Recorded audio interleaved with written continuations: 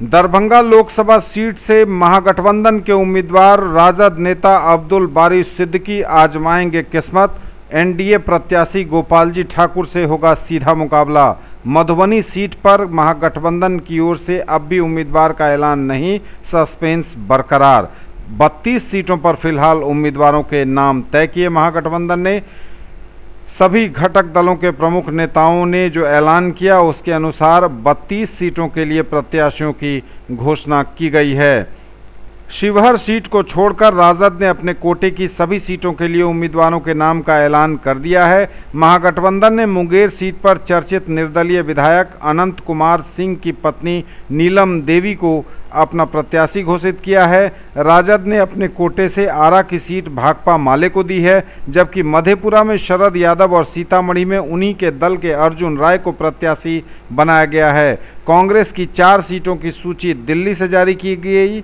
सासाराम से पूर्व लोकसभा अध्यक्ष मीरा कुमार समस्तीपुर सुरक्षित सीट से चुनाव लड़ेंगी। डॉक्टर अशोक कुमार और सुपौल में मौजूदा सांसद रंजीता रंजन को उम्मीदवार बनाया गया है। उम्मीदवारों की सूची में वीआईपी को 3 सीटें दी गई हैं, जिसमें खगड़िया से पार्टी प्रमुख मुकेश सहनी और मुजफ्फरपुर से राजभूषण चौधरी निषाद को प्रत्याशी बनाया गया है। वीआईपी को 1 सीट मधुबनी दी गई है, जिस पर अभी उम्मीदवार का नाम तय नहीं हो पाया है। हालांकि सूत्रों की माने तो कीर्ति आज़ाद मधुबनी से चुनाव लड़ना चाहते हैं और इसके लिए वीआईपी को वाल्मीकि नगर सीट से अदला बदली करने का प्रस्ताव है। हालांकि इस पर निर्णय क्या होगा यह समय बताएगा। रालोसपा को मिली 5 सीटों में से 4 के लिए उम्मीदवारों के नाम पर अब भी संशय बना हुआ है। पार्टी ने केवल जमुई से भूदेव चौधरी को प्रत्याशी घोषित किया है। राजद ने पार्टी प्रमुख लालू प्रसाद की पुत्री मीसा भारती को पाटलिपुत्र सीट से एक बार फिर मैदान में उतारा है। वहीं पूर्व सांसद प्रभुनाथ सिंह के पुत्र रणधीर सिंह को महाराजगंज सीट से और तेज प्रताप यादव के ससुर चंद्रिका राय को सारण सीट पर उम्मीदवार बनाया गया है।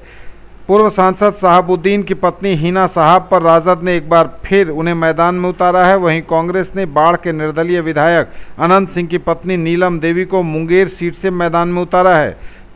कांग्रेस की 2 सीटों पर प्रत्याशियों के नाम की घोषणा दिल्ली से की जाएगी, जबकि रालोसपा के हिस्से में आई 5 सीटों में से जमुई से भूदेव चौधरी के अलावा शेष 4 सीटों पर प्रत्याशियों के नामों की घोषणा उपेंद्र कुशवाहा करेंगे। इसी तरह से उन्होंने राजद कोटे की शिवहर सीट पर कुछ दिनों में प्रत्याशी के नाम की घोषणा का भरोसा दिलाया। वीआईपी के कोटे में गई मधुबनी सीट से प्रत्याशी के नाम की घोषणा भी बाद में की जाएगी। राजद के जो उम्मीदवार जिनके नामों का ऐलान किया गया है उसमें भागलपुर से बुलो मंडल, बांका से जयप्रकाश नारायण यादव, नवादा से विभा देवी, मधेपुरा से शरद यादव, दरभंगा से अब्दुल बारी सिद्दीकी, वैशाली से रघुवंश प्रसाद सिंह, गोपालगंज से सुरेंद्र राम उर्फ महंत जी, सिवान से हिना साहब, महाराजगंज से रणधीर सिंह, सारण से चंद्रिका राय, हाजीपुर से शिवचंद्र राम, बेगूसराय से तनवीर हसन, पाटलिपुत्र सीट से मीसा भारती, बक्सर से जगदानंद सिंह, जहानाबाद से सुरेंद्र यादव, अररिया से सरफराज आलम, झंझारपुर से गुलाब यादव, सीतामढ़ी से अर्जुन राय और शिवहर की सीट अभी अघोषित रखी गई है।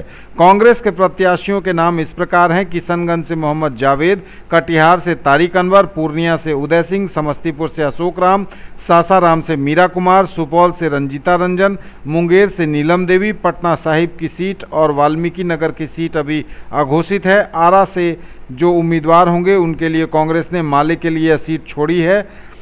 रालोसपा से जो प्रत्याशी हैं जमुई से भूदेव चौधरी, पश्चिम चंपारण, पूर्वी चंपारण, उजियारपुर और काराकाट की सीट का ऐलान प्रत्याशी का अभी नहीं हुआ है।